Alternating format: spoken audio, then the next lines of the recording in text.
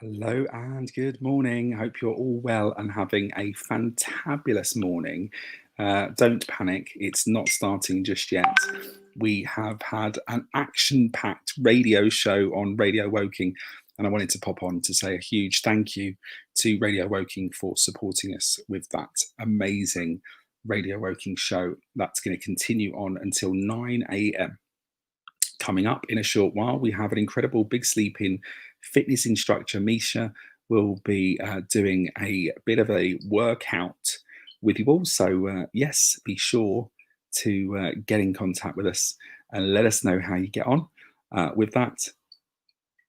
And a quick thank you and hello to the incredible people at Windlesham Church. Thank you very much for supporting our Harvest 2020 campaign. It's been an incredible night, hasn't it? I've presented the radio show and you've all come out in your masses. Joyce Crocker family, thank you very much for your support. And here are St John's, Emmanuel Woking and Alan, our chef there, taking some vegetables and fruit in, which we believe came from the amazing Bisley Church of England School. Look at this amazing little card that they made. It's actually massive. Me saying little, it was massive with lots of different cards on it. It was absolutely fantastic. So a huge thank you and well done to you for supporting us in the work that we do here at York Road Project. Right, don't go anywhere. Let's get you up and at 'em here with some music now. Let's go over to Abby Kennelly, who performed this yesterday evening. This is Abby Kennelly with an amazing track that is Summertime.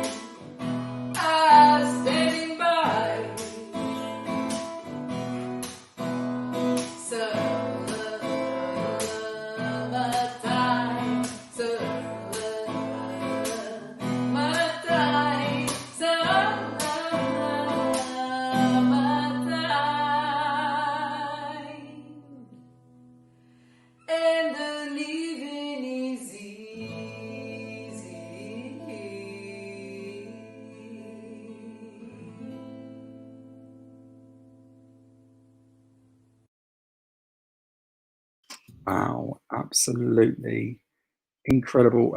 Like I said, this card here was from the Bisley School. Thank you very much to Bisley School for showing your love and support. If you're still tuned in over at Radio Woking, hope you're enjoying the music, because we've got lots of activities and things going on in both places, which is incredible, and I can't believe I'm managing to juggle in both. But it's been great, and it's been actually really, really nice to be able to just kind of chill out and connect with so many fantastic listeners and things throughout the night. Without further ado, let's go over to another fantastic performance then from Aberconnelly. This time it's Everything is Everything, a performance originally from Lauryn Hill. This is Aberconnelly's take on this incredible song. Stay tuned, we're kicking off at 7 o'clock. Thought I'd come on early just to get everything set up and ready to roll. And of course, we're connected as well to Radio Woking.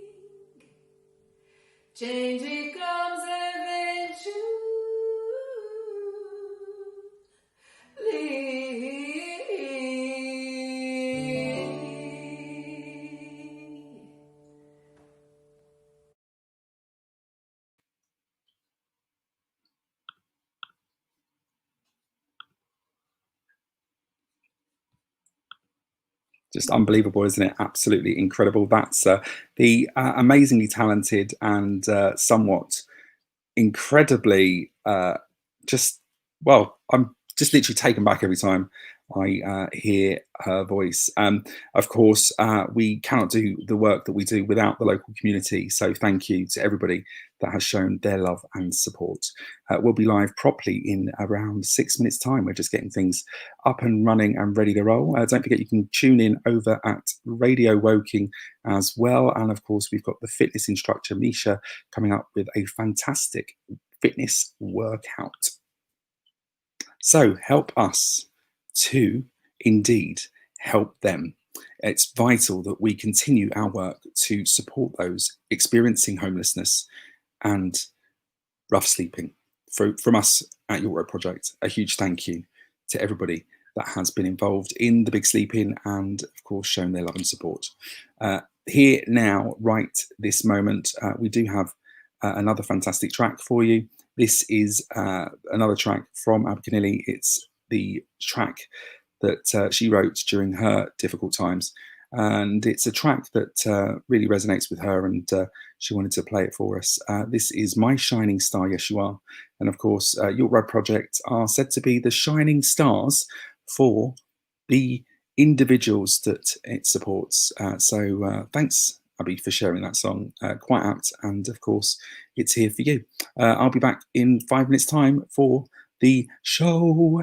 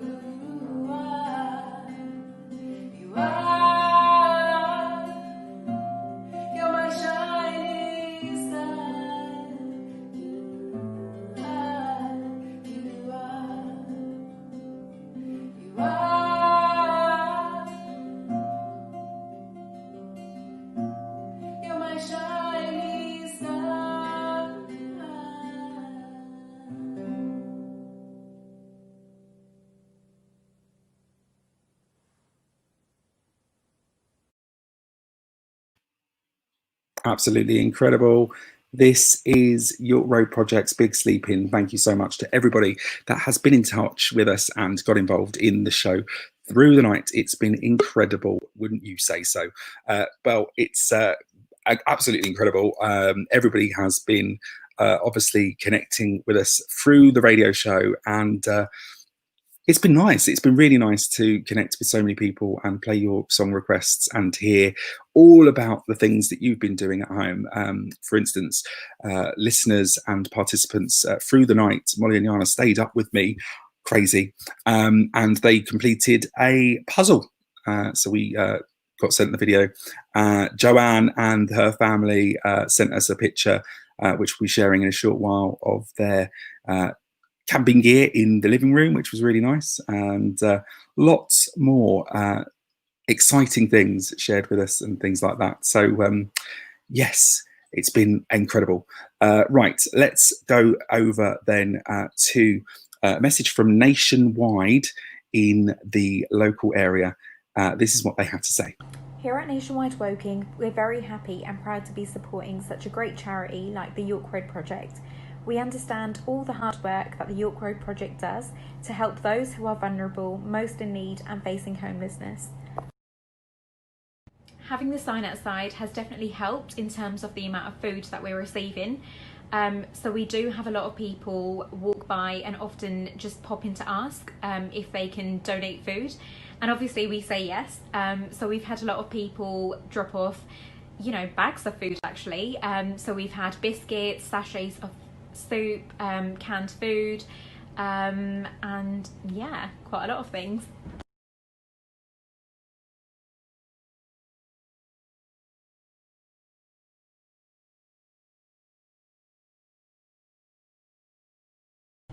Please continue with all that you're doing and continue being the York Road heroes.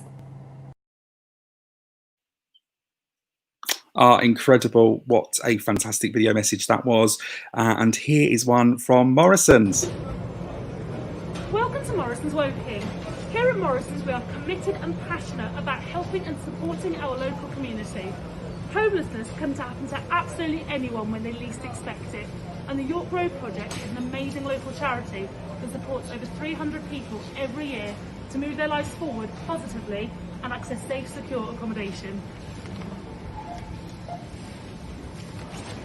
We've recently set up a dedicated drop-off point in store so customers can donate items that desperately need them.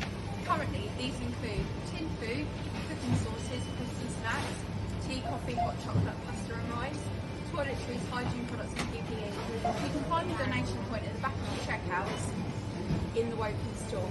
Morrison's Woking are looking forward to working with the York Road Project long term, supporting great initiatives such as the Big Sleep In and the donation point, and really making a difference in our local community.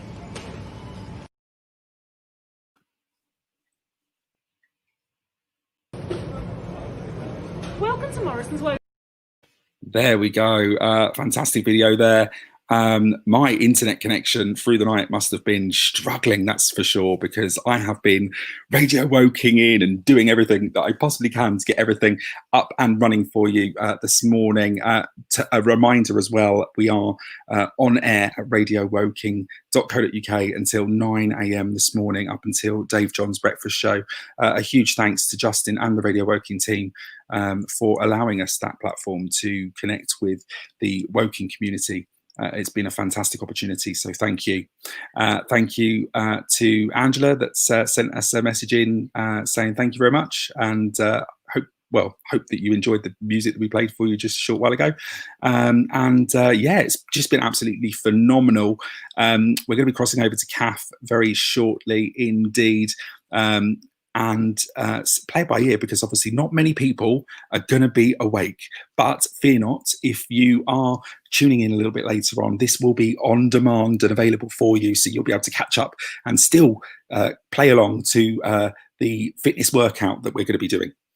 I'm going to say we're going to be doing, because I'm going to make sure that Kath keeps her camera on while she's doing it. I'm not really.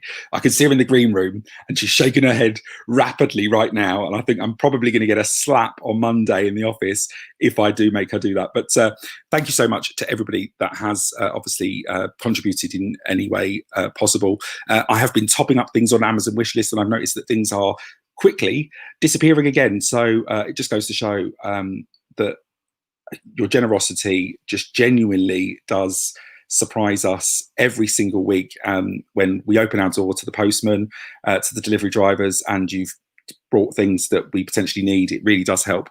Right, we're going to cross over to Kath then. And Kath, are you looking pretty? Give us a thumbs up if you're ready to roll. No, it's a not so thumbs up, but we've got a thumbs up. We've got a thumbs up. It's not very pretty. I've just got a quick question, Stephen. Have you forgotten to top up your electricity meter? No, I can do something really fancy, but hang on, let me just make sure my hair's okay. Warning, I've got no makeup on. Alexa, lamp 100%. There we go. Good morning. You could just press a button and you get electric. I know, but now I'm going to get shouted at by the neighbours and my partner, who is sleeping in the hallway on the floor, because, well, I had to make my partner take part in the York Road project. It just has to be done. So yeah, the big sleeping, it happened in the household, but yeah, not very impressed. How did you find your sleep? Well, yeah, I mean, I did wake up at about 4 in the morning and thought, I'm having a bit of a whinge because of sore hips. I'm getting to that old age and a lower back pain. And then I thought, shut up, Kath. I've got a carpet with underlay, and I've got a duvet under me and a duvet over me and pillows. And I thought, this is rubbish. I don't really know why I'm moaning, because, of course, anybody rough sleeping does not have all of that luxury. But yeah, it wasn't too bad. I feel a bit tired today. And as you can see, I'm in my gym jams and my dressing gown, because I haven't really progressed very far except off the floor onto the settee. to be honest, I literally went to the bathroom, got rid of all my makeup from the last night's showbiz, and I've stayed in the same clothes, and I've been, well, rattling through what has been an incredible night. We've had lots of interviews and things. All those interviews that you potentially won't hear on this, I will bring to life, and they'll be available on our social media. We do have to say a huge thank you to Beryl Hunwicks, the Right Honourable Mayor of Woking, who has sent us a video message for us to share with you via our social media platforms, and that will be available later on too. And we're really excited to have received that message of thanks and message of support to us as an organisation. Kath, you touched upon it there. There are so many people that potentially are sleeping rough that don't have the niceties that we have in our homes, i.e. underfloor heating or heaters and roll mats and extra pillows and things that you could potentially go and get. Obviously, we would never know unless we've experienced it. I've gone camping with scouts and I've absolutely been freezing, and I think that's probably the nearest I will ever get to it. How can people help in that setting if they've come across somebody potentially in the night time, in the middle of the night? Is there something that people can do? Is there somewhere that people can direct people to if that was to happen in and around Woking? I mean, if it's during sort of up till the end of the evening, then always phone us. Just to let us know, and as soon as we can, we'll get the outreach team to go and see them. If for any reason that's not practical or whatever, you can go online and if you Google StreetLink, so this is a national system where if you put in the details of where you are, and it's very clever because actually you can sort of Google work out your coordinates and where you are, your GPS, and you can put that in, and that automatically gets forwarded to the correct local authority, who then forward it to whoever is responsible. So StreetLink in Woking, the alerts will come straight to us. So then we have an exact point. This really helps because if you are walking through the woods and you say you spot a tent, then you come to us and say, oh, there's a tent in the woods.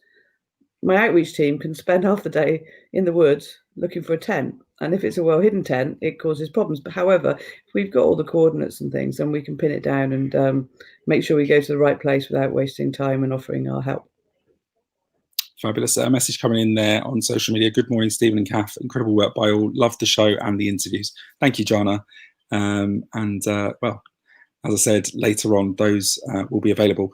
The link that Kath was talking about is streetlink.org.uk. Please do make sure that you pop that in your phones or download the StreetLink app that's available in all good app stores.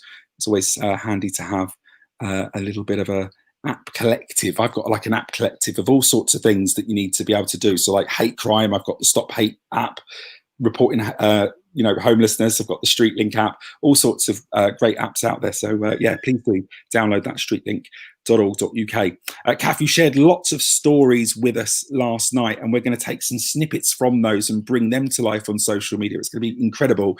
But are there any stories that you can kind of tell us that are quite funny, that kind of can get us laughing and in the mood this morning? Oh my word, put me on the spot. I mean, there's so many funny things. There's so many things when people have burst into dance, because especially when we're in the day centre in the prop, when we have we've got a big telly, a rough sleeper drop-in time 7:30 to 9. That's normally they just want the news and sit quietly. But as soon as everybody else comes in, we put the radio on so they're not watching things like Jeremy Kyle, and quite often you'll have people just start singing and occasionally have people just leap into dance. And so it's that sort of spontaneous thing we see. And all the time, there's so much laughing. And I think it's really good you raise this, because quite often we forget, because we're dealing with, for a lot of people, such terrible times. And as a staff team, we sort of hear all those stories of what's happened to them to get to us. And maybe we should take more time and step back and think, well, so-and-so was really hilarious this morning. And yeah, I'll be honest, at 7 o'clock in the morning, I can't think of a specific example, but there are plenty of times when really funny things happen. And as a staff team, we have some good humour going on at times, particularly everybody laughs at me.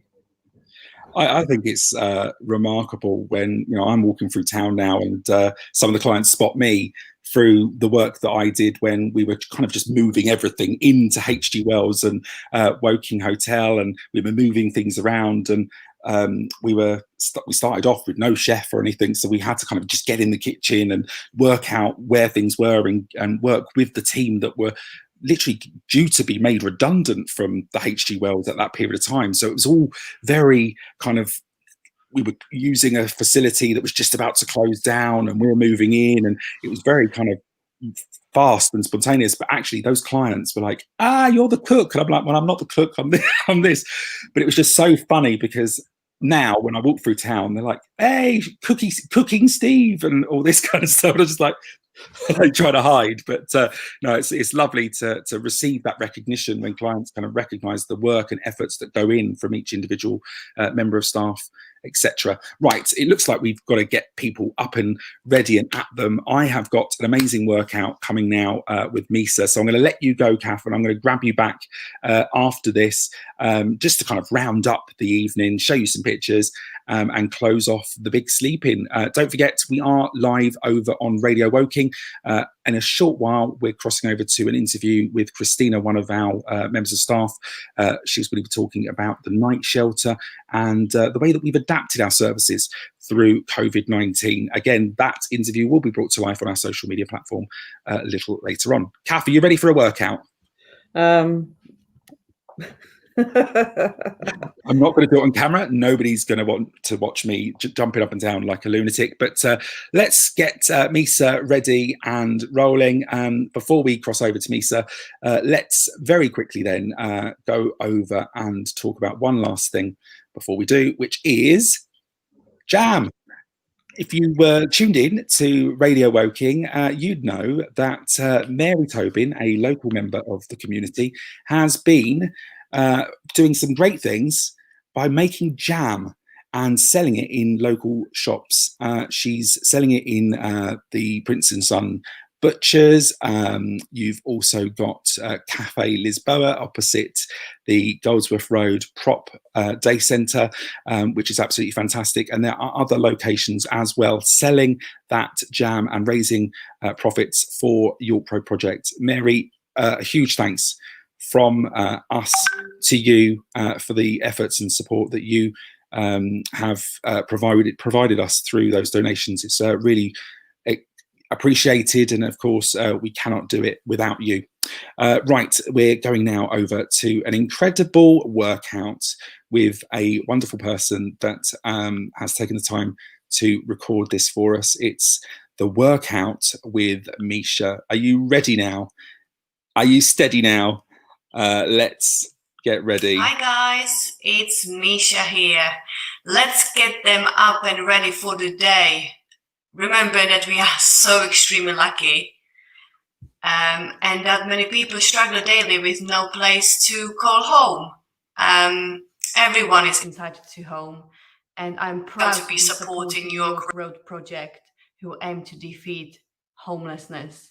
I think it's a very important project and I support it 100%. But now, shall we do some exercise? Let's get up and let's do something to wake up for the day, to make us feel good. All right, so you're just going to stand up and do some jabs. Just cross the arms gently. It doesn't have to be jumping. We just do it nice and gentle. Knees are slightly bent. And let's get nice and warm and ready for the day. It'll be about 45 seconds of exercise and 15 seconds of little rest. So just make sure that we are energized and happy. Let's just keep going, keep those knees nice and soft, and keep your core nice and tight. Nice and gently, doesn't have to be jumpy. We just want to wake up.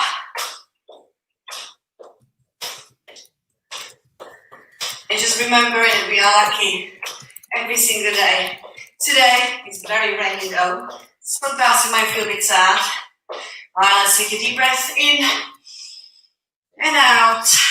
Bend forwards, again in and out. Now next exercise, we're just gonna lift those knees up, keeping the core tight and lifting the knees as high as your hips or even a little higher. Keeping those arms moving too. And keep your posture nice and upright. It's nice and gentle. Lift up, use your core to lift those knees nice and high. And use those arms if you want to, you don't have to. Just a little marching here. There you go. Keep your chest nice and high. And if you want to, you can speed up a little bit or take it as easy as you want to. All right, take a deep breath. And out. And again, bend those knees, come up. And out, and one more time. There, now. You're gonna go arms here. And we do a little jump and cross. So nice and gently again, reaching forwards. Right, and when you twist, I want you to twist your foot as well. So you're protecting your knees and your hips. There. Warming up those arms, those hips, and those legs.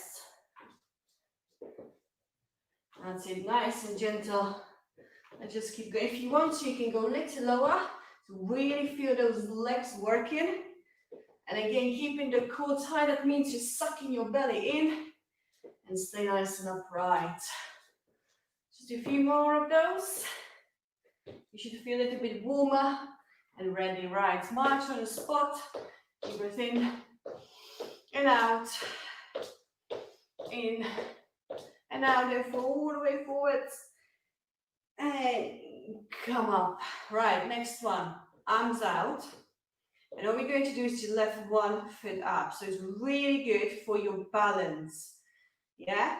By keeping those arms nice and long and lifting the knee all the way up. So from the side, it looks like this. Again, keeping the core nice and tight. And one leg only at this time. You're going to switch later on, so you should definitely feel it. You should feel it on the supporting legs as well. There you go, nice and high.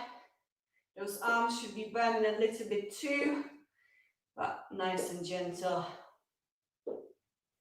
And so keep going. Now march it out. Ooh.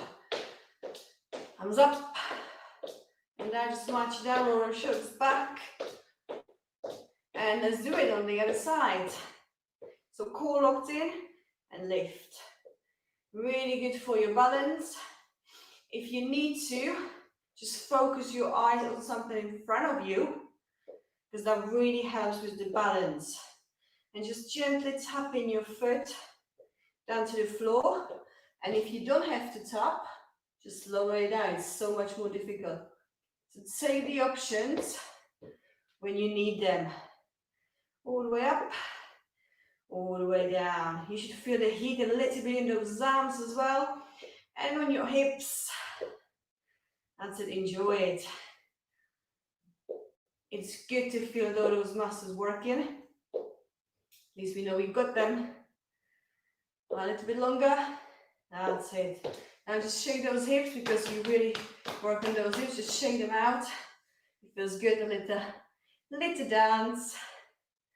If you want to throw those shoulders back. Right, so now knees wide. Now what we're going to do is to curl your leg and then pull your hands or arms in. So you're squeezing in between your shoulder blades and then moving the leg back and doing a little squat. Okay, so we're moving your arms, your legs. So it's a great exercise for all of your body, because you need to keep your core nice and tight. And I really want you to squeeze in between your shoulder blades to wake up your upper back and the upper body too. Again, if you want to, you can speed it up or keep it nice and gentle. Yeah, feel those arms working nicely too. And let's keep going. A little bit longer here.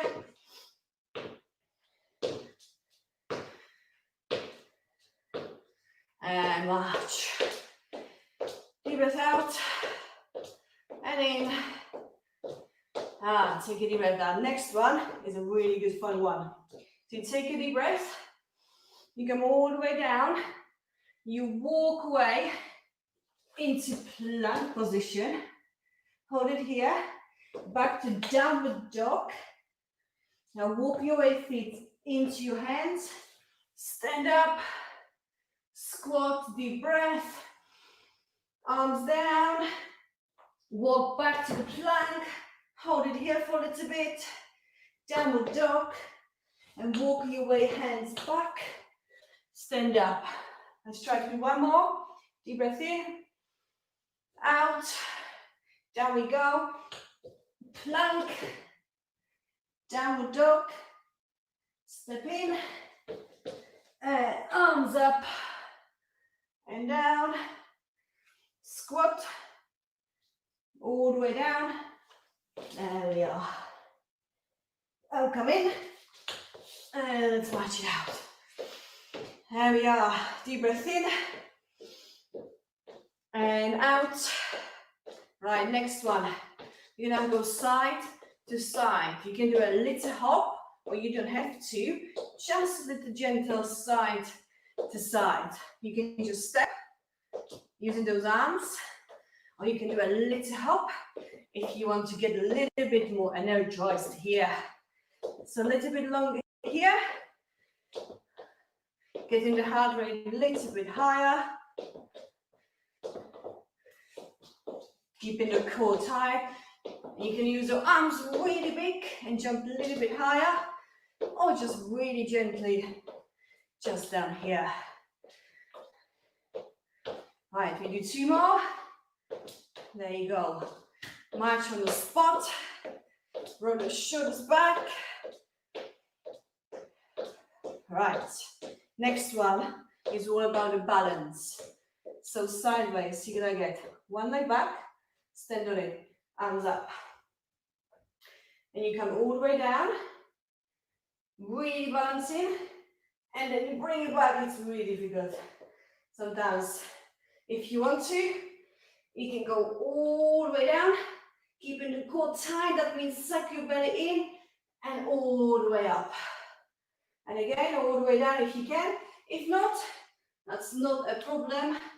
You can do it, just let it tip you forwards, finding your balance, and then come up. And again, all the way down if you fancy. Yeah, and all the way up. Oh, one leg is always a little bit harder than the other. There we are. Right, shake those legs.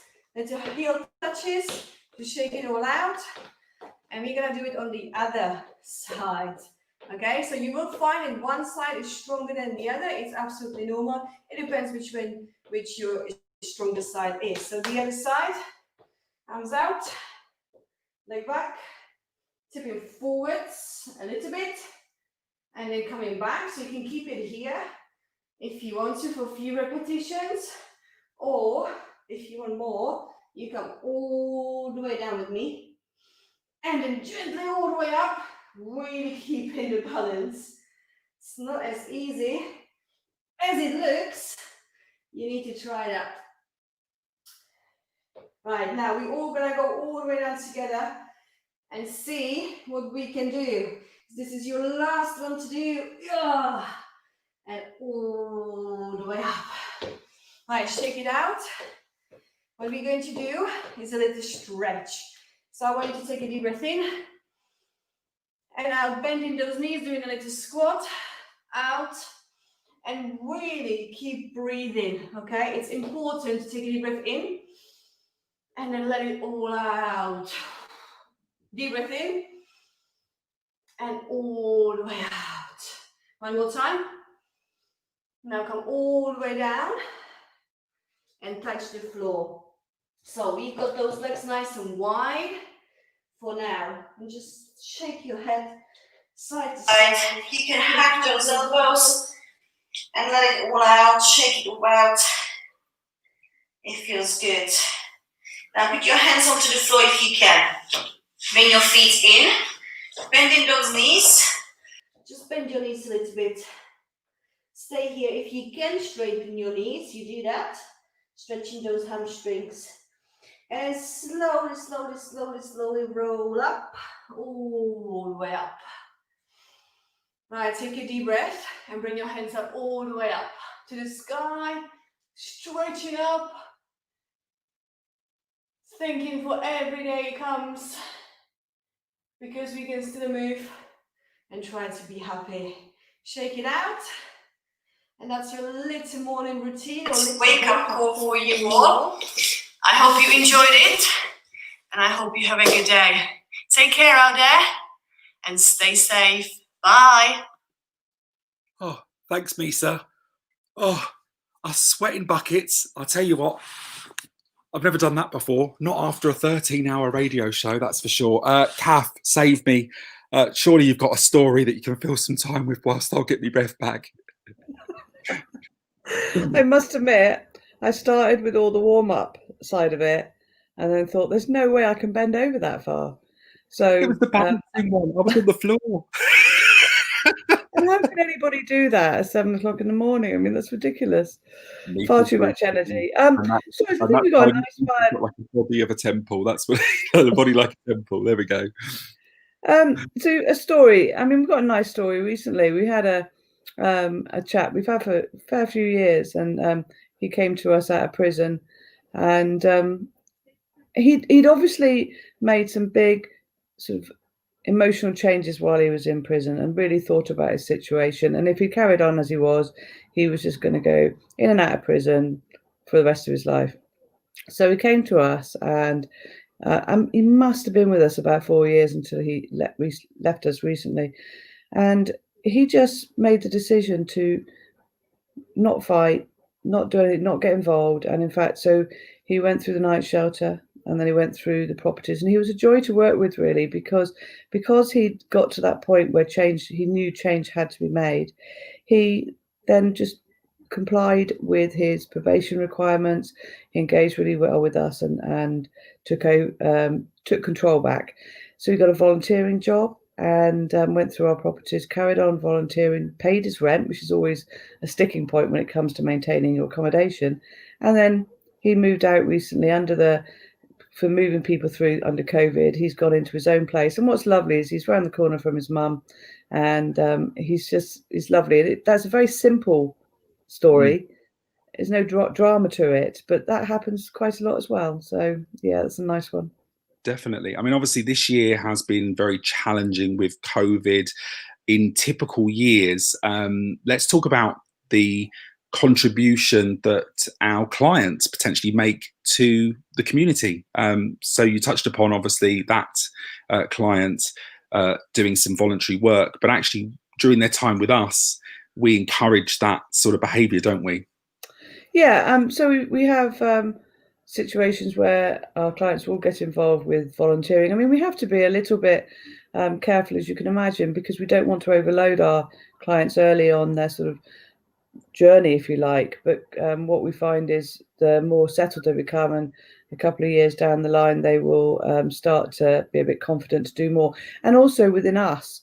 So, one of our properties, Campbell Avenue, we haven't had to decorate in there for years because the clients have just done it and maintained the garden and really sort of owned it as their property. We're a bit gutted, really, because all of those people in that property have now moved on, and so we need to make sure the current clients will keep decorating, otherwise we're going to have to get it done. But yeah, and they're always very willing to help us. So if a big delivery arrives of some kind, you'll always find somebody who'll want to lug stuff up the stairs or help us out. I mean, these are to challenge the stereotype. These aren't scary individuals who, are going to thump you on your nose and run off with all your money. These are people who desperately want to give something back to the community and thank us for doing what we do. So, I mean, it's lovely to have them around. It certainly is. Yeah. I mean, obviously, it's just nice to hear their stories and be able to kind of connect with them in a way that potentially I wouldn't have done if I was just a person every day in the local community. Yeah. So actually hearing about their lives and how they come about homelessness some stories are very traumatic, and some stories you would never expect to happen to anybody in their life. And 1 minute, you could be in a house and be happy, and that house can be taken away from you through numerous circumstances. Obviously, Dion's story touched many people that have been in touch with regards to that. But that was just one story of many clients. And Dion's story, which we'll play for you in a short while again for those that missed it last night, is one of, she was in a relationship and she truly believed that that was the right thing to be in that relationship, and she moved with that relationship, but that relationship didn't quite work out. And of course, because it didn't work out, that then escalated into her having to then experience homelessness and then get involved in the wrong thing. So it was kind of like a domino effect of a negative period of time in Dion's life, which then resulted in her being homeless and experiencing homelessness and rough sleeping and going through that. But thankfully, obviously, she found us and the team here, and of course, is going through the relevant support that she needs to get her on the way. And of course, that's the regular story, and that can happen to absolutely anybody. And I touched upon it on the radio show. There are times in all of our lives where, financially we might not be 100%, or health-wise we might not be 100%. And of course, we've got to prepare for it, but it's very difficult to prepare for it when actually times are hard anyway, to save and things like that. And of course, if you put any money in a savings account now, you're not going to get any interest. It's just going to be sitting there. And of course, rainy day comes along and you're sick, or something happens, and of course you have to dip into that, and you're left with nothing. So I think the numbers are going to rise as well because of COVID. Though the ability for landlords to evict they couldn't evict, got extended, and there's a lot more requirements on how landlords can evict now. It takes a much longer process.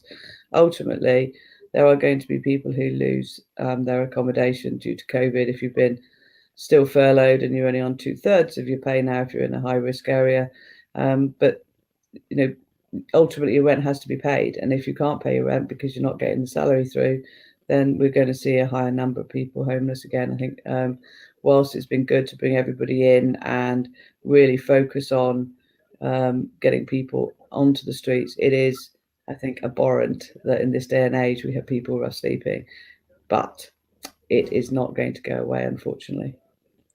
Definitely. And Christina in her interview said, we're never going to be able to completely defeat homelessness because of the endless amounts of reasons why people could potentially become homeless. And it could be the simplest thing as falling out with your parents, for instance, and living with your parents and then falling out with them. That then has a knock-on effect and potentially could result in you being homeless.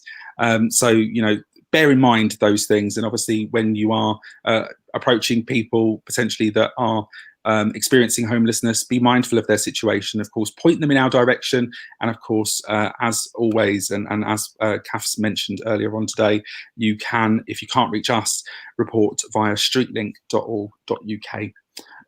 Kath, we are coming close to the end of this morning. Obviously, this morning was just a brief, really roundup of how people got on and the things that people experienced.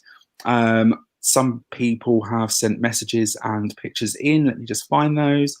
So we have this image here. Look at that. That's the Big Sleep In activity pack there, and it looks like they've managed to find an additional word, which was earth, hidden in the word search. Well, there you go, well done. And here is Joanne's layout in the house. Looks very cozy. Is that a blow up mattress? Oh, that's cheating, I think there. We'll let you off. Oh, absolutely fantastic.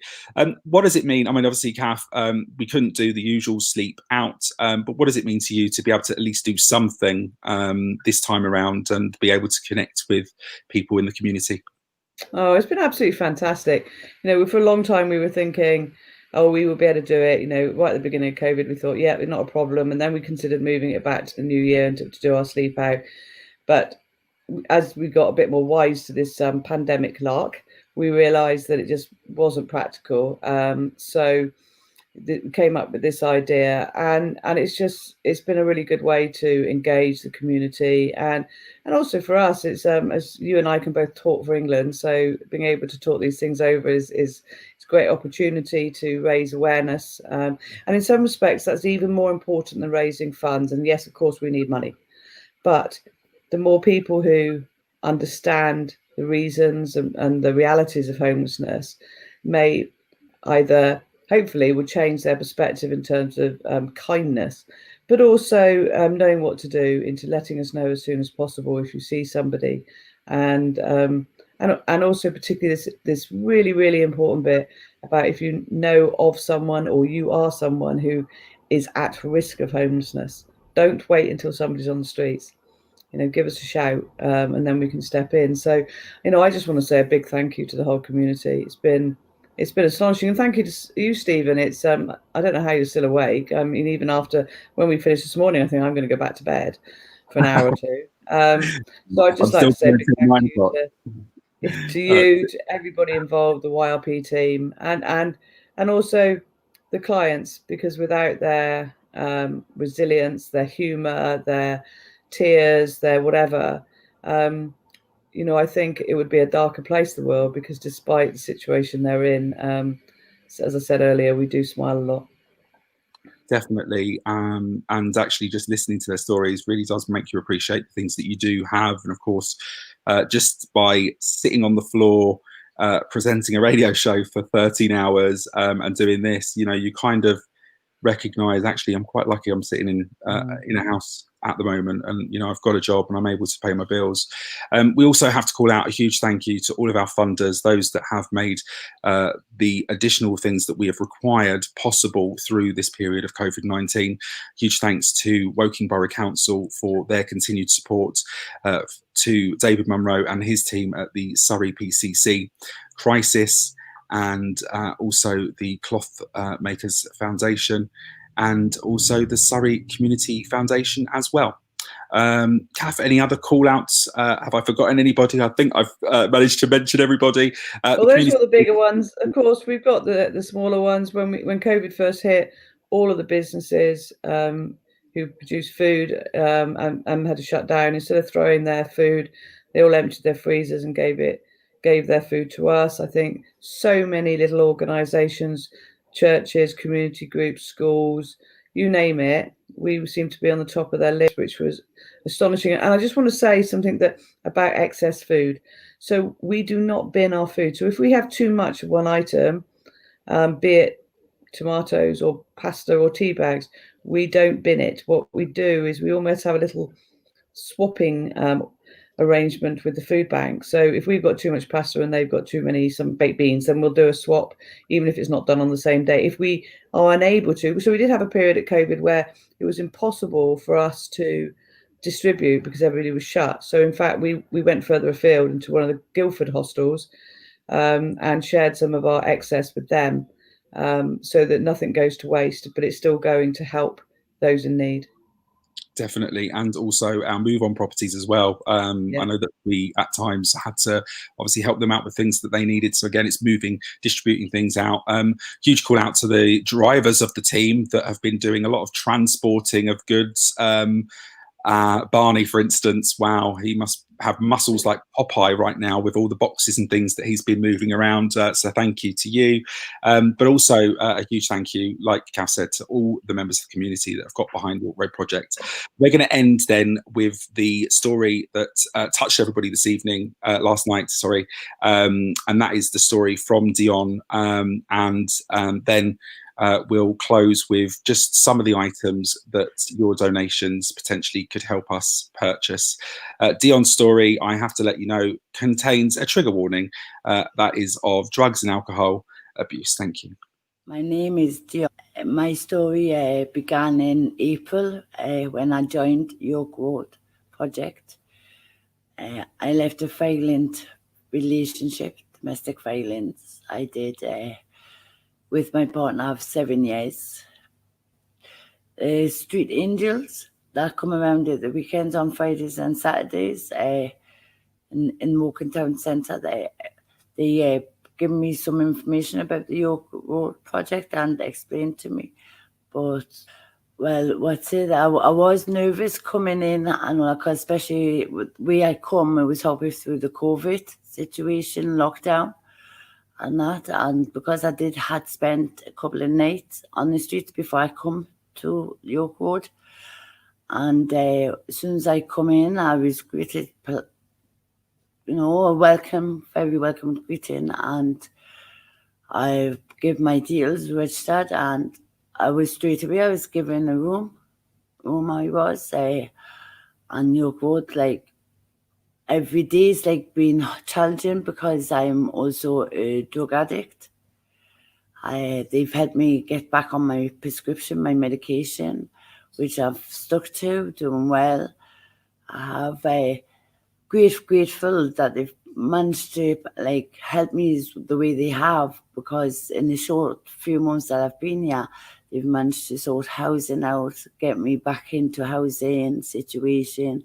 They've helped me with my benefits, claiming my benefits again.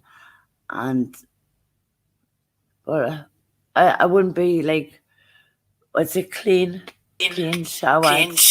It was I had a home, and I went from a home to nothing.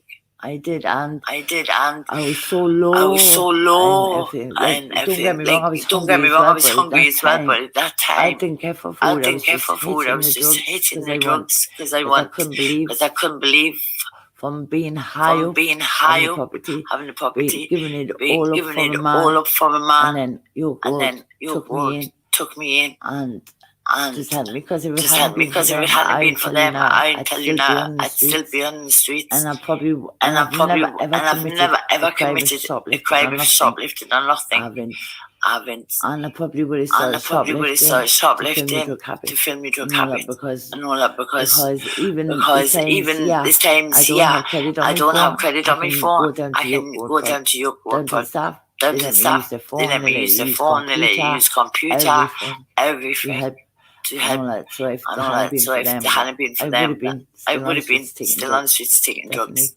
Definitely, 100%. What's it at least? What I can say from now, I can't speak nothing wrong about them, because even I'm a self-harm person, depression and all that. And I just lost a relative not long ago. I didn't have the money to travel together, and paid for my train ticket to get me to Preston for a funeral and everything. And if you're stuck, and no matter if you're feeling low, the staff's always there. This is the York Road Project takeover for the amazing it doesn't matter what it's about, but they'll take the time and they will sit there, and my brother's birthday was yesterday, and one of the staff members, Teresa, come on, we go out, buy your cup of coffee, go for a walk. So I wasn't sitting in my room wallowing and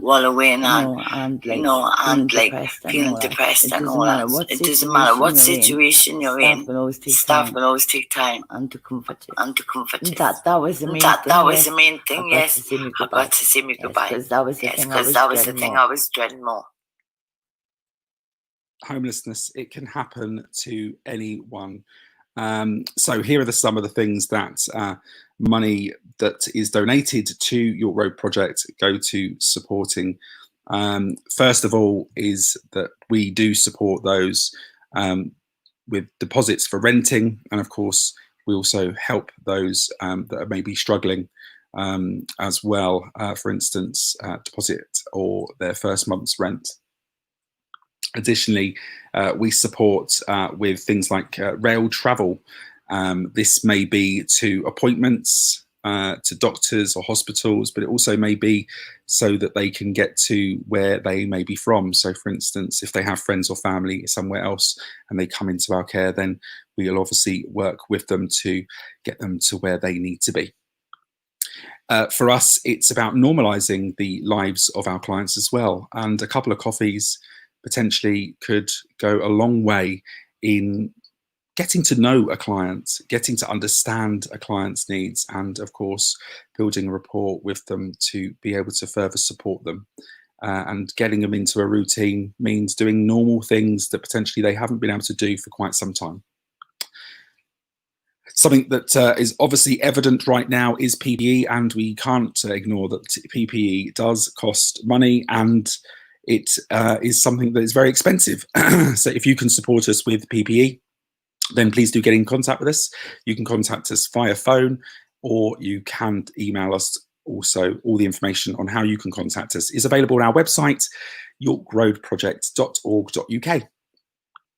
Additionally, earlier on last night's show, we confirmed that things like identification are really important and vital for those trying to claim their benefits, get back into work, open a bank account, for instance. Identification is vital at this time. And of course, it's also very important, the training and development of staff and training and development of our clients too. And we'll do all we can to provide them with the life skills to get them into work and do the great things. We are working around the clock, obviously, to do as much as we possibly can. And we will be finishing with a story being told by one of our members of team, Christina. But I'm going to go back to Kath very, very quickly to kind of round up and, well, see what Kath has to say. Here we go. Bear with me one moment. Clicking the right buttons. There's way too many buttons. And of course, I am I'm very, very tired.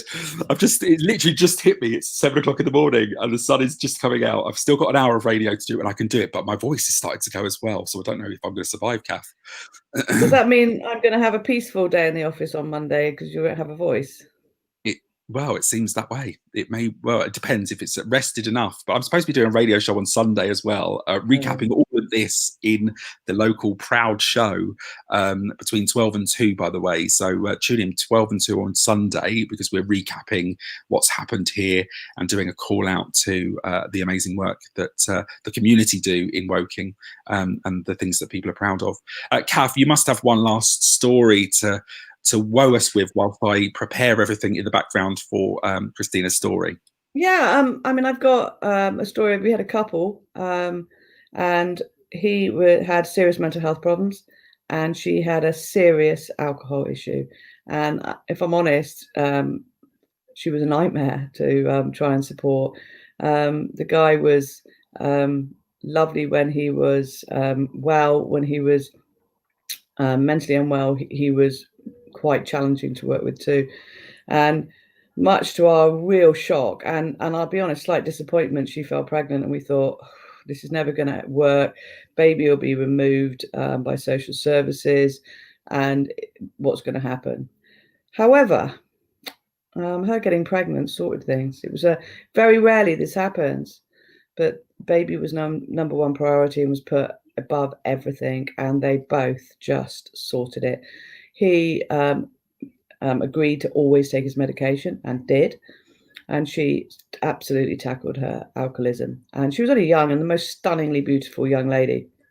And to cut a very long story short, they got housed together with the baby. Now, I was at Woking train station a few months ago and I bumped into the chap and he looked amazing. And I had a chat with him and they'd actually split up. But he'd got accommodation back in Guildford where his family were, but he was having regular contact with his son and he was still on his medication and working hard to getting some normality in his life. But for us, the fact that he was still in his accommodation, the mother of his child was still in her accommodation, baby was well. There was social services involvement, but the baby was still living with mum. And it was just lovely. And sometimes you don't know the end of the story until you see somebody many months, years later, because quite often when people move away from us, I don't think they come back because it reminds them of such a dark time in their lives. So quite a lot of the time we don't actually know. And it's we almost make up stories. I wonder what's happening with so-and-so. So that was a really nice one because we are very aware that having a child when you haven't got secure accommodation, who've got a myriad of other problems going on, is not a good outcome. And so often the baby will be removed and put into the care system. And we say something at work, and it's a little bit flippant, but it has some truth to it. Our concern is that those babies been born to our clients now will be our clients of the future, because the care system has a massively negative impact on people. And we have so many clients who've been through the care system and then they hit 18 and they're thrown out, as in their care continues. Some of them discontinue. Some of them have extended care for a while, but we've had young people who have been through, 20 different care homes or foster families, and that lack of consistency, that lack of appropriate love, support, whatever, has such a seriously negative impact on people. And then they come to us, and like I was saying yesterday, is they struggle with our boundaries, our rules, and then if we're not careful, we create the dependency, and they don't want to leave us. So we've got this whole sort of issue with how do we support people who are so clearly struggling with their situation. And I can't imagine it. Just sort of, you get to 18, oh yes, our legal duty to support you has ended, off you go. And they're quite, when they leave the care system, they're not just thrown into the streets, but they'll be provided with some accommodation on their own, but they don't have the skills to maintain it, and they don't have the support network. So it's very, very sad sometimes when people have children. However, I've just put a negative slant at the end of the day when the couple I was talking about are living happily ever after. Thank you, Kath. Much appreciated for sharing that story. Kath, any final words then for those that are watching, because we're going to be ending on an interview with Christina, one of the employees at York Road Project. It's a fantastic interview that we'd love for you to hear because it contains a story. And then we'll be going into an interview with Teresa and ending up on the amazing event that has been Big Sleep In. And talking about sleep, I think I need sleep. I've got an hour left on the radio. But Kath, any last messages? Thank you for the support tonight. Thank you for the support through COVID. Thank you for the support that people have given us since the charity was born in 2001. None of what we do would be possible without the community. Whilst we do receive funding from some statutory's direction, all of the other stuff that we provide is down to you. So thank you very, very much. And thank you, Stephen. Oh, thank you. Kath Stamper, Chief Executive of York Road Project. Thank you very much. And well, good night to you, because it sounds like you'll need to go back to bed as well. Yeah.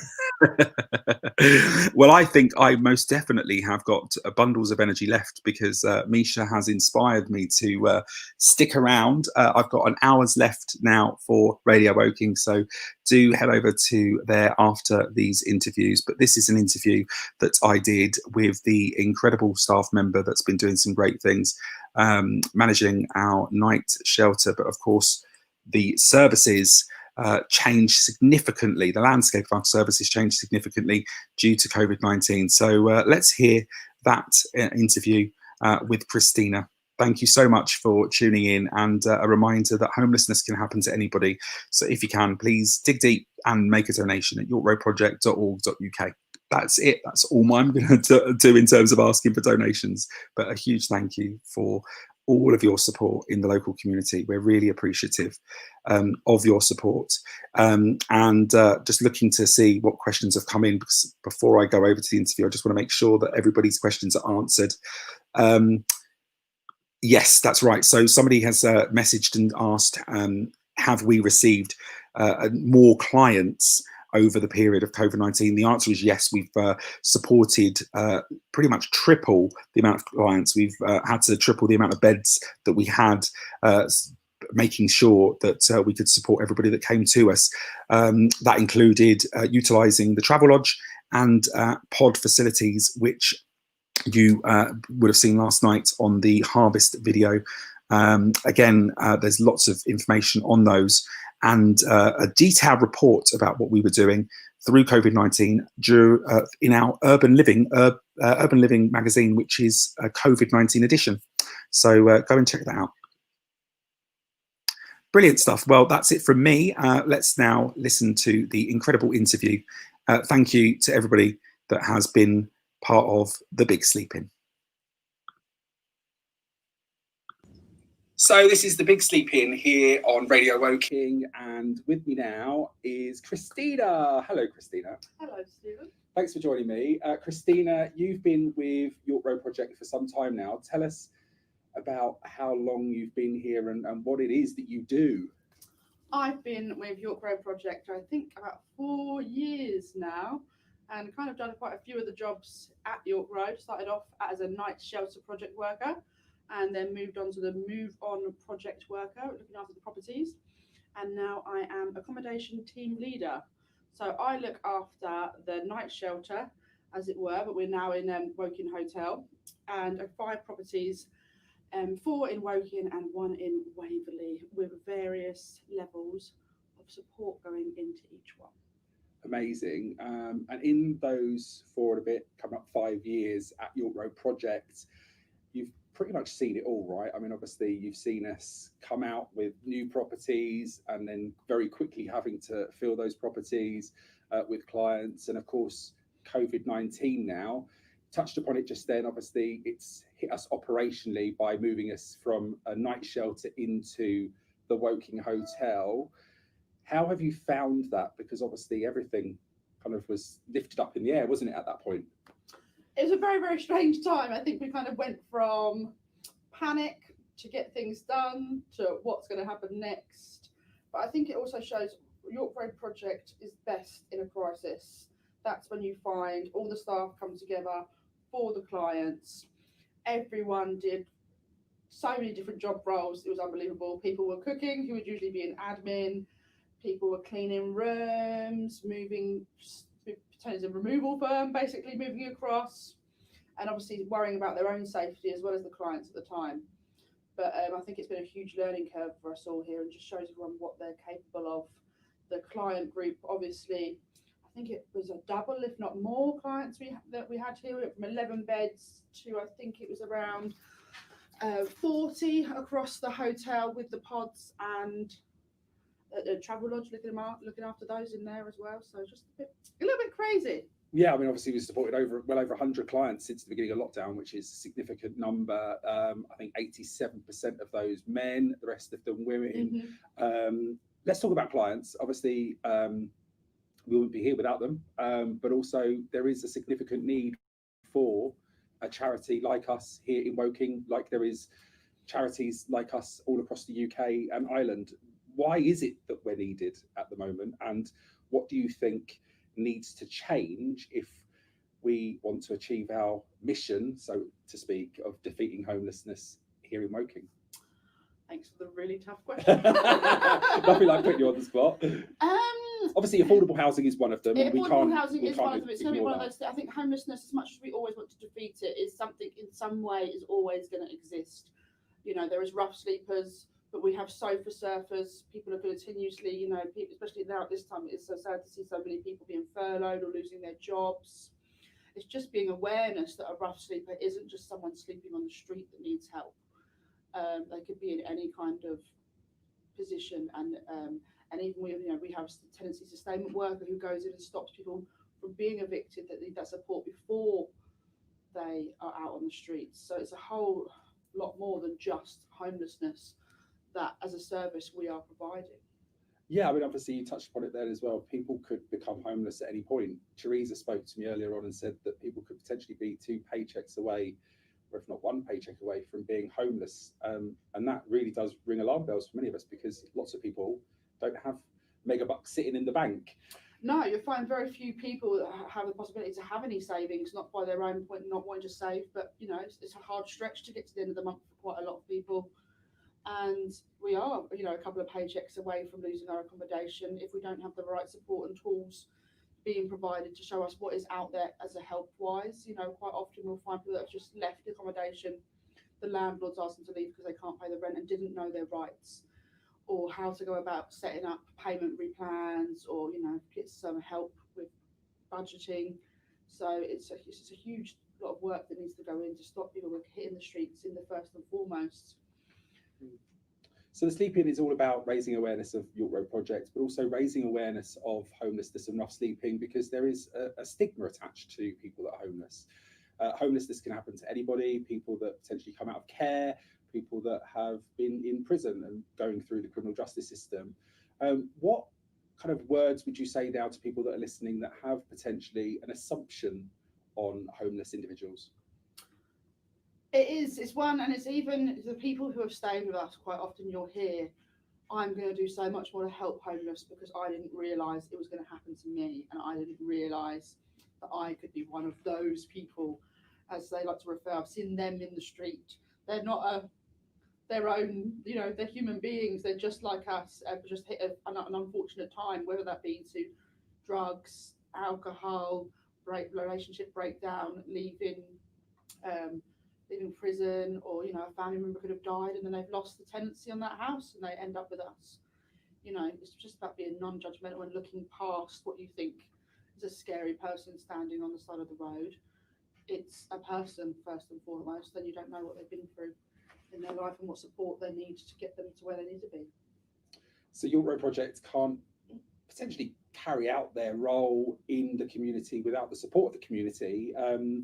What advice, or should I say, what would you ask the community in the local area for help with?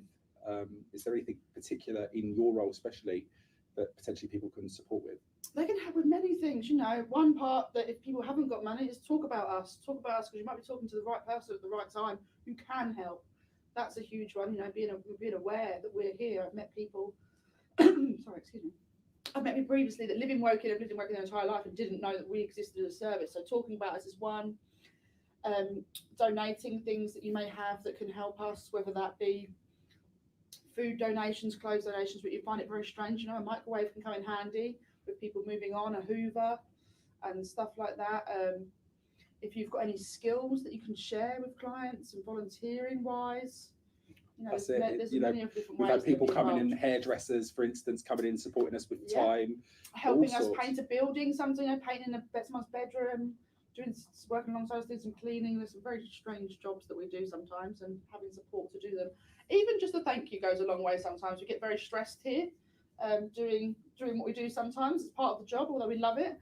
But even just, a shout out to us keeps the morale going, as it were.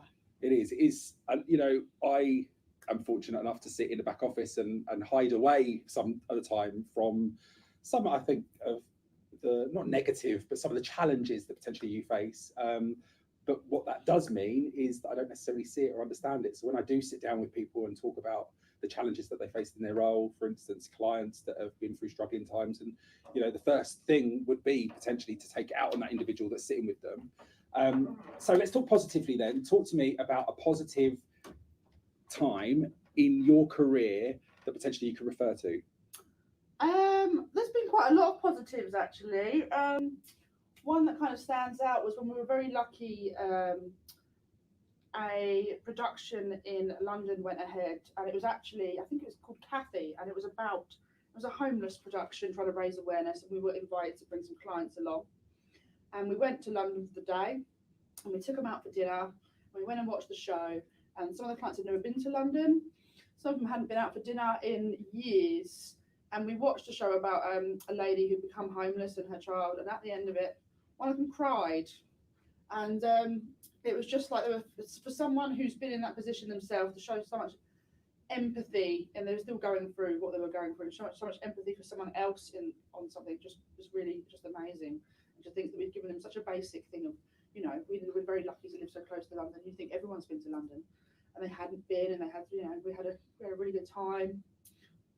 And yeah, it just opens your eyes a bit really to how lucky we are and how much the little things help people. Amazing. One client spoke very highly of you, Dion, recently interviewed. She talked to me about a challenge that she faced recently, which we'll be hearing about in a short while, but she wanted to pass on her thanks to you as a member of staff and of course the team for supporting her to get to a funeral of somebody that she'd lost, which again just goes to show that as much money in the world you could possibly have, if you don't have it and you can't get to somewhere that you really do want to be, York Road Project do support that and get people to where they need to be, not only funerals and weddings and things, but also, you know, there might be people that have become homeless in Woking that have links to elsewhere, and we do support them through people's donations to be able to get to those places and get them into accommodation. Indeed, yeah. So one final word then, York Road Project, I suppose, what does it mean to you being that you're part of the Woking community? It means a huge lot to me. I think I've lived in Woking all of my life. We're really lucky to have a community here that seems to help so much, that it's great to be a part of that and doing work for the community. And I would hope that if I ever landed myself in any kind of situation, that a service like this would be here to support me, and just that's how lucky we are to kind of have Woking on our side. Christina, thank you, always a pleasure, and thank you for the work that you do at York Road Project. Thank you, Stephen. Thank you. Absolutely incredible, and we've got one more interview now to go over to. That is the interview with Teresa, one of our outreach workers. A huge thank you from me to you and from the staff team at York Road Project for potentially, helping us through probably one of the most difficult times that we'll ever go through as an organisation. COVID-19 obviously shook everybody and significantly impacted us, because we had to make amendments to the services that we were providing to our clients. But it's evident that the staff and, of course, the values and the mission of York Road Project ring very true with the community who got behind us to support us, volunteers coming forward to support us moving things and getting things into place when it was safe to do so. And of course, just the unprecedented amount of love that everybody showed us. So thank you so much from us to you. Right, the final interview then with Teresa. Thank you very much. And once again, all these interviews will be available on our website very soon. So do check back on Monday afternoon. And if you were the lucky winners of our raffle, then congratulations. And if you took part in the activities, then please do send your activity submissions over to us via email, info@yorkroadproject.org.uk. You're joining us now for the Big Sleep In here on Radio Woking, and we're really grateful for you joining us today. I'm now joined with none other than Teresa, one of the outreach workers. Your job title is the Assertive Outreach Worker. What does that mean, Teresa? So, as an outreach worker, my job is to identify rough sleepers in the area, and then I would go out, meet with them. We do carry out rough sleeper walks to find people, assess them, establish what their needs are, signpost them in the right directions, and support them in making contact with the relevant agencies, go with them to appointments, make appointments, go with them to appointments, and basically to get someone in a position where they can sustain housing and then house. Okay, and how long have you been with York Road Project for? 6 years now. Wow, okay, that's a long time. Long time. What made you kind of get involved in York Road Project? Homelessness is something I was always interested in as a child. It sounds like a story, but when I was a kid, my dad took me and showed me Cardboard City in London. Yeah. And it just, as a 7-year-old child, I was like, I couldn't believe it was real. And it was always something that I wanted to help, but didn't know how. And then York Road Project obviously became established in Woking and grew. So it just was kind of timing. By the time my children were old enough for me to go and do this kind of work, York Road was there and I applied. Amazing. So you must find it quite a rewarding role. Obviously, I've been here now for 9 months, and I've always found that anything that I'm doing in kind of like the back office seems and feels quite rewarding. So actually working with these individuals, it must feel really rewarding. It does. It is very rewarding. You do get days, maybe weeks, where you feel, sometimes you can feel quite soul destroyed when, but then when you have the breakthroughs, the positives make it all worthwhile. Oh yeah, definitely. Definitely. Yeah. And it's no day is the same. No 2 days are the same. You're constantly learning on the job, constantly doing different things, meeting new people. So it's What great. do you think? What do you think the biggest challenge is then for kind of homelessness in general in the local area? Housing, lack of housing.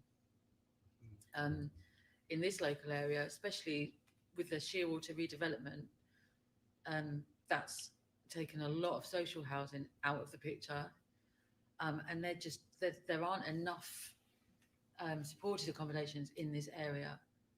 We do refer further afield, but it's the lack of It accommodation. must be really challenging. I think we funding. feel that definitely across the UK, most definitely when it comes to housing, and it's always something that's challenged. And you touched upon that funding. Obviously, COVID-19, people can't ignore the fact that we've just gone through, and we're still going through quite a significant change in all of our lives. How do you think that's impacted homelessness? I know that our number of clients that we've supported has pretty much tripled over that period. How do you think that's affected clients' well-being and mentality in homelessness? Oh, that's quite tricky. Obviously, we've been able to accommodate more clients than we usually can, because we've been lucky enough to have the hotel to bring them into. I think the battle starts now with housing these people, so they're not going to go back on the street. It's kind of saw a shift when COVID very first hit, and we very first came here. I looked around at my clients, and they looked scared. We then went through a phase of like, woohoo, we're in a hotel, and it was party, and it was really quite hard to manage and get through to them the importance of staying and isolating and social distancing and all the rest of it. That was quite difficult. Then they became comfortable and kind of just seemed to think this was life now. Now, as we're coming out and we're trying to house people, I think, again, they're getting a bit scared. It's that uncertainty, It's isn't that uncertainty. it? Yeah, and of course, people that are homeless want that rigid structure. They want a kind of day-to-day where they know exactly what's going on, and right? it's in normal times, we can, to a degree, give them their plan, their exit plan, but because of COVID, we're almost governed week by week, so we can't say this is what's happening and when. So I think there's more uncertainty than normal. So thinking about a positive day in your career at York Road Project, are there any standout moments, without giving too much away, that you kind of say, yes, that was a really positive experience? Oh, there's a few. I'm trying to think of. Literally a couple of weeks ago, an ex-client came to visit me when I first met her, which was at the beginning of my career here. So 6 years ago, I first met her, and she was an entrenched street homeless, street drinker, didn't want to change, didn't want to stop drinking, just wanted somewhere to live. And last year, she stopped drinking, and she came 28th of September. She came to see me because it was her year sober, and Amazing. We've now housed her. That's great. So yeah, that was a really. So it just goes to show, with that support and guidance, and with that right mentality and that backing behind you, it really does help. Yeah, and also the we say that we don't give up, and sometimes that can be quite difficult when people are fighting against you almost because they're scared, but that shows that it will. When someone's ready, they will make the changes.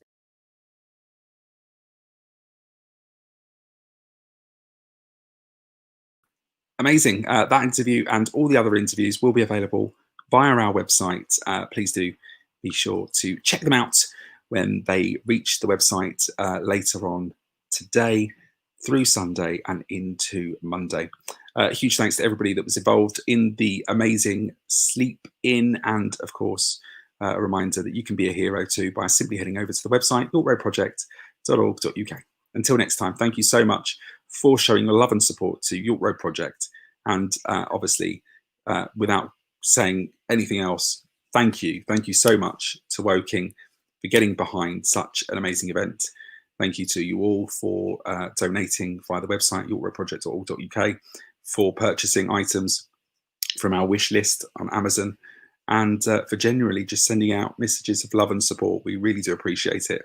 And of course, the work is done to support those that are experiencing homelessness in and around the Woking area, and we'll continue to do the work that we can to support those individuals, because it's vital that we do.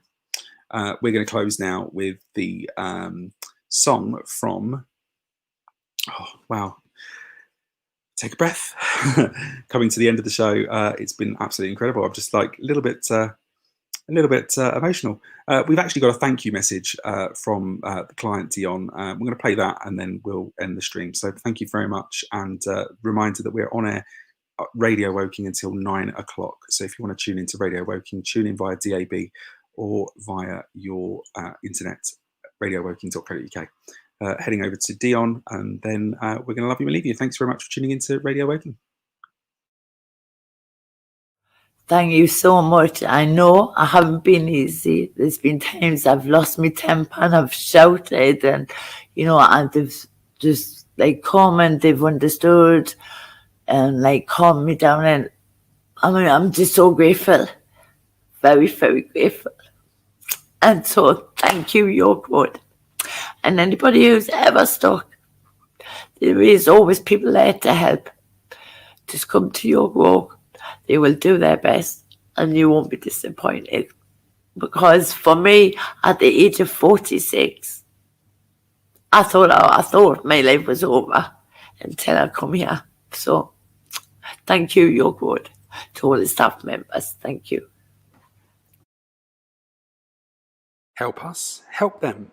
We are York Road Project, defeating homelessness and rough sleeping in Woking and the surrounding areas. For more information, visit our website, yorkroadproject.org.uk.